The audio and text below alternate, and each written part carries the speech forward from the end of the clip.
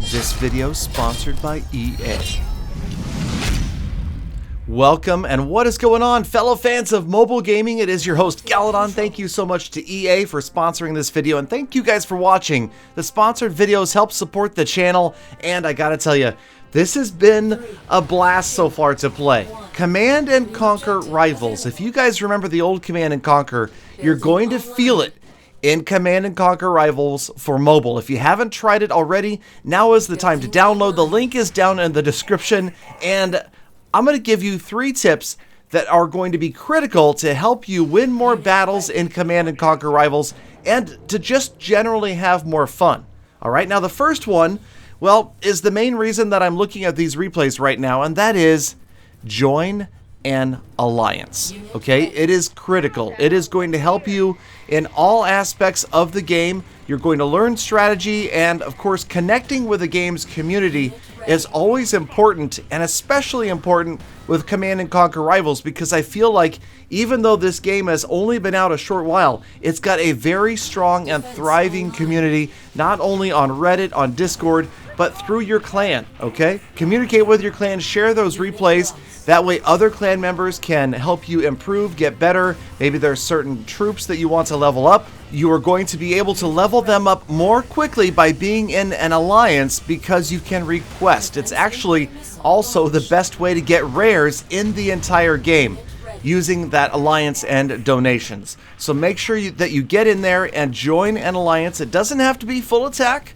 but it could be if you're active and you're interested in leveling up. We've got all sorts of different level players that have joined my alliance, and that's been great because we see all sorts of different strategies. For instance, right here, kind of a unique map. Notice there are only 2 pads. Players are struggling for control. Well, struggling, I would say, but Thunderpain has already launched 1 missile and looks like he's on his way to launching the final blow. His opponent went after heavy Tiberium farming. He's got 2 harvesters out there, and you'll notice Thunderpain chose not to build a harvester at all. And despite being at that huge Tiberium disadvantage, Thunderpain is quick with the cheap units and gets the 2nd missile launched for the fast victory at level 8. So again, lots of different level players, lots of different strategies that we're going to see right here. We'll get into another replay, and this one, a special shout out to my man Doodad. Doodad is like, I'm telling you, this guy knows so much about the game. He is so involved with the community, and he's an aggressive player. I love to watch his plays right here. He's got so much information. He's helped me with these videos as well. So again, shout out to Doodad. He is an officer and essentially a co-leader in the alliance and a mentor to just about everybody else. So the second replay of the day is Doodad from Full Attack, and we're going to talk about our second tip of the day, and it's a critical one: watching the timer or charging the pad. Those are those pads in the center. You see there are 3 different ones. They change from red to blue dependent upon which player is in control, and if they're being contested, then they turn yellow. If they've got one of each player's units on the pad, they turn to yellow. Whenever you see that it is just red or just blue or an advantage 2-to-1, you will see the pad get charged. Right now, it was charging up red, and notice that the bar goes gray, but it's still about half full. So indeed, the pad has been charged up, but Doodad just not recklessly trying to control the pads. He is going to make sure that he's got his opponent on the run before he charges it up to full. You can see when it gets to full, that is when a missile launches. So in the middle, Doodad has control of the center pad. On the right-hand side, his opponent has control of the 2nd pad. And then the 3rd pad, Doodad just took control with that one little guy. That one man standing nearly gone, almost no hit points, but that's all it takes. The 2-1 advantage, and Doodad, timing the charging of the pad, picks up the 1st missile launch. So obviously Doodad in the lead right here. It puts a great deal of pressure on his opponent, but watch what happens as Doodad plays aggressively. He's going to move forward, and he is already charging the pad for the 2nd missile. Obviously he has control of the middle and the left pads, his opponent on the right pad. His opponent not attempting to push forward and take control of that middle pad yet, or even contest it. Because remember, it doesn't matter who charges the pad as long as you don't let your opponent be there when it gets fully charged. So the opponent building up troops, getting ready, watching the pad being charged, he sees that red bar filling, and now he's going to move the units onto the middle pad, watch it turn yellow, and there, he stops the launch with the missile just about to go. He's contested it, but he hasn't contested it with strong enough or enough troops to stop Doodad. Doodad, again, is just going to crush the units in the center, regain control of that middle pad by moving his units up. Here he comes. Now he's got 2 sets of units on the middle pad, and almost instantly, because the pad had already been charged to full, Doodad gets that second launch and an easy victory.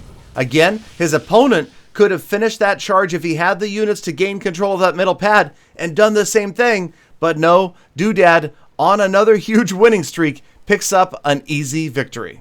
So let's move on to our third replay of the day and our third important tip. And this one can be a little bit tricky and a little bit misleading because I call the tip attacking the harvester. And yes, killing an opponent's harvester is beneficial. It slows down their Tiberium production, but it's not really the primary goal of attacking a harvester.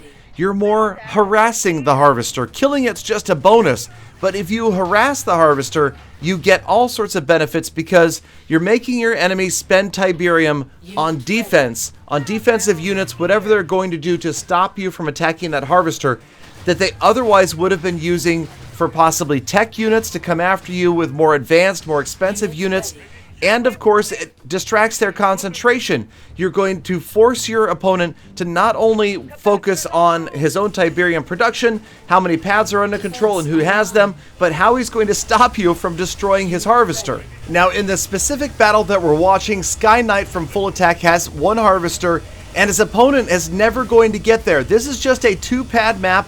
You'll notice also his opponent never built a harvester, which, as you saw earlier from the last replay, can be a great strategy, but not when your opponent has massive units because you failed to attack their harvester. Remember, in the previous replay, Doodad didn't create a harvester himself, but he was constantly harassing, attacking his opponent's harvesters, destroying them in fact, and that prevented his opponent from getting a huge Tiberium lead, which is exactly what Sky Knight is doing right now. So, could this opponent have possibly harassed Sky Knight's harvester? It's possible, but there are so many different strategies to this game, so many different ways to approach it, and different battles, different maps, different units that you can use, that it really depends upon what you like to play. If you do get out there to harass, to attack that harvester, you've got to scout for it first, of course, and then remember, after launching the first missile, you don't have to focus on charging the pads. You can let your opponent charge the pads while you're out attacking their harvester again. Failing to attack an opponent's harvester when you haven't created one yourself leads to exactly what we're seeing right here, and that is a pretty quick 2-0 victory from Sky Knight. So one more time, those 3 quick tips: join an alliance, watch that charging pad timer, and attack or at least harass your enemy's harvesters, and you will win more battles in Command & Conquer Rivals. And I'll see you again next time for more Full Attacks.